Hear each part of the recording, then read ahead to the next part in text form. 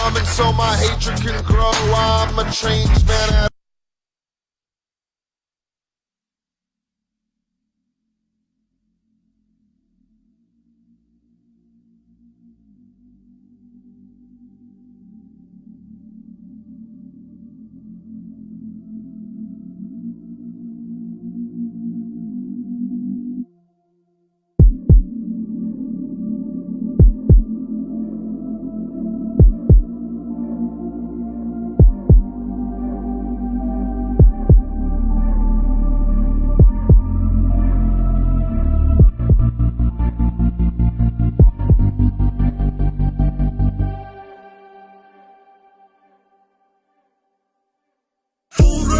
Get the fuck out.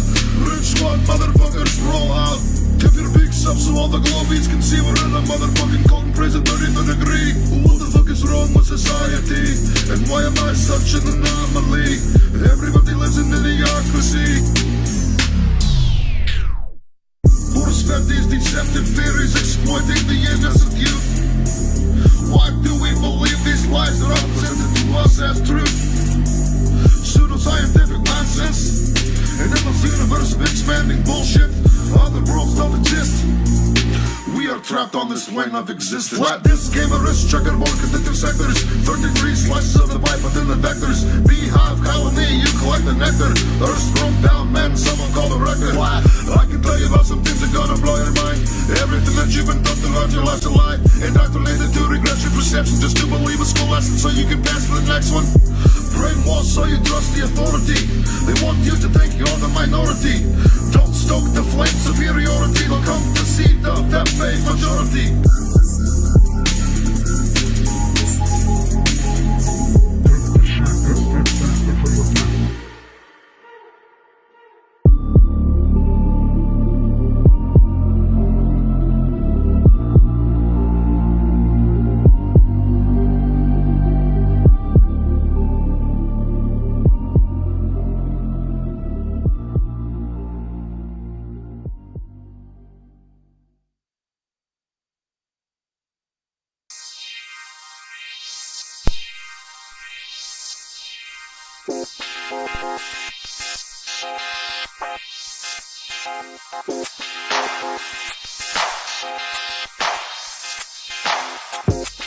We are at risk of having a flat Earth report come out of the House Intelligence Committee as to what happened with Russia.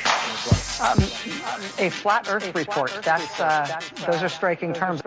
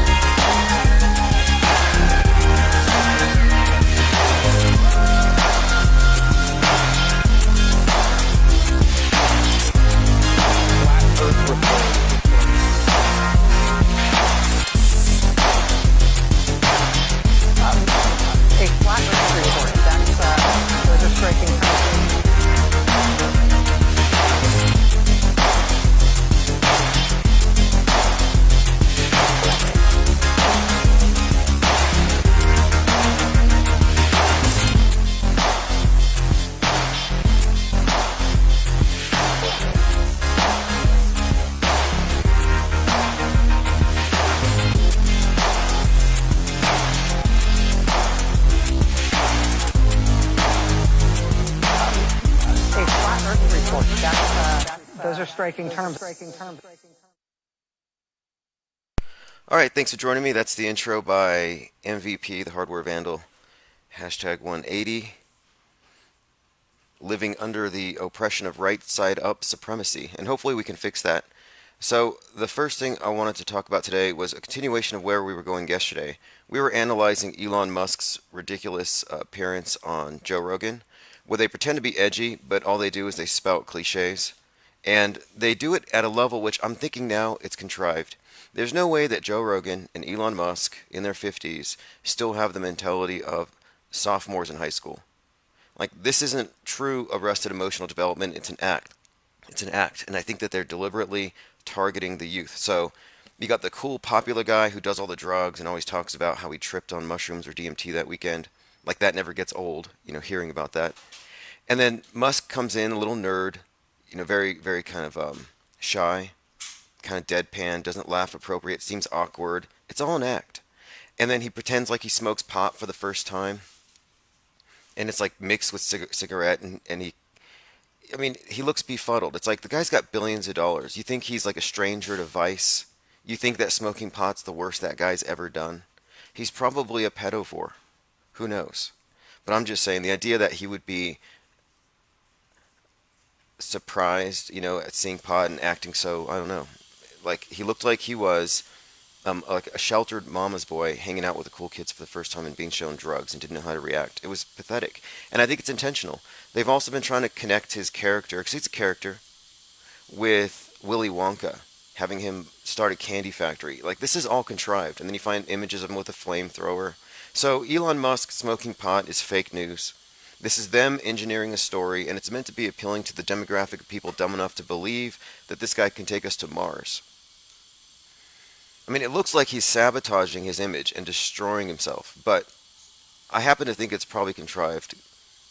He took a page out of Trump's book. Everyone was like, oh, well, Trump put his foot in his mouth this time. Oh, well, Trump really did it that time. And that's not how it works. I think the way this thing works is, as long as they're getting headlines, as long as people are talking about them, it doesn't really matter if the news is bad or good. So this is a non-story. It says Elon Musk faces U.S. Air Force investigation into his wild weed-smoking podcast because the drug-taking breaches SpaceX security rules.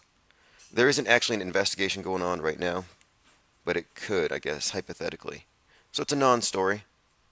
But I think these non-stories are intentional. Like, he can't really be, he can't really be this little quiet nerd, this unassuming geek who has no idea of what goes on in the world. Like, that can't really be who this guy is. It's a good act. And I think that's why they put him in front of SpaceX. If you think about it. We know what SpaceX actually is. It's part of the big mind control operation. It's the New World Order's religion where the elite get you to worship them. And this is just the cult of the obelisk's most modern expression. That's what it is. So, of course, you put some innocuous dork like Musk in front of it, who's going to challenge it? You get these guys like Don Petit talking about how it's not a big deal if you get a leak in the capsule. Or we can't go to the moon. We'd go in a nanosecond, but we lost the technology. You hear these aggravating, insulting, condescending answers to legitimate questions all the time from people that they put in front of you that, they just seem so weak you wouldn't want to punch them in the face. You wouldn't. I think they do it on purpose. It's tactical. It's tactical. Like faking an injury to gain sympathy. So they put this guy out in front, real sorry character. During the discussion, it just goes into nonsense areas where they pretend to be edgy. They talk about simulation theory, how your phone makes you a cyborg, so you might as well go full transhumanist. They talk about AI as though it's really scary. And they get into this really bizarre, and I'm not going to play it. If you want to go torture yourself, you can find them on iTunes. They go into this bizarre rant about how 1% of the population is bad, or if 1 in a million is bad, then we have 330 million people in this country. So you divide that by a million, you get 330, and then out of that, 1% are really bad. So at the bottom of this conversation, you have Musk and Joe Rogan talking about how we need to find those 33 really bad people before they do something terrible. I'll be right back. This is Bubonic Chronic. As I see it, Flat Earth is a Trojan horse. Like, I describe it as a Trojan horse because it's like they let it in because, hey, it's some ratings, we get some laughs. You get these people, they joke about it, makes headlines, and that's about it. It's a safe topic, or so they think. But the more they accept it, the more it gets talked about. That's when I believe that the Trojan horse releases what's inside, which is us. The real ideas, the real stuff that can tear down Troy, which is... We smoking that boob on the chronic. Chemtrails in the sky, man. Look at that plane, supersonic. X marks the spot, grip over the land. You're taking a sip of that tonic. They poison in the well, don't drink from your hands. Sometimes I find it ironic. Motherfuckers don't draw a line in the sand. GMOs from Monsanto. No need to speak Esperanto. The good shit's for the cantos, the pantos, not the rantos. Fluoride in your toothpaste keeps your pineal gland encased. Injecting their venom with fangs made of gold, man, it leaves you with a fucked up aftertaste. They sleep while we wake and bake. Talk about space being totally fake. Woke motherfuckers with some bling and big grills. Hand all these motherfuckers bright red pills. Pill 33 Penguinati. Peaks up cause you know we're squatty. NASA we know that they're spotty. Cause you all pelatagnati.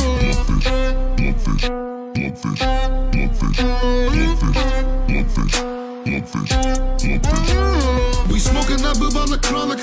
Chemtrails in the sky, man. Look at that plane, supersonic. X marks the spot, grip over the land. You're taking a sip of that tonic. They poison in the well, don't drink from your hands. Sometimes I find it ironic.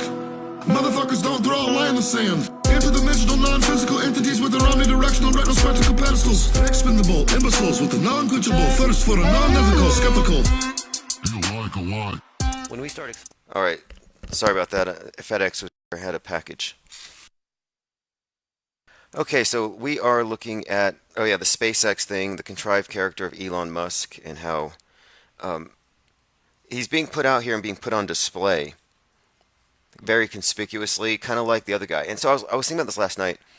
I'm like, okay, you look at Buzz Aldrin and Elon Musk. Each of them representatives of the future colonies. So you got the lunar colonist, Buzz Aldrin. You got the Martian, Elon Musk. And the two characters representative of the people who are going to be, founders, or who are the progenitors of our next step as a species, are a bunch of kooks. Like, why do we have this obvious... the guy's moonbats. He's a lunatic. And I'm thinking with Buzz, is he that crazy? With his, wearing multiple watches, mismatching his clothes, layers of stuff. He looks like a witch doctor. Shaman. Nothing against shamans, but I'm just thinking that's an archetype they appear to be tapping into with Buzz.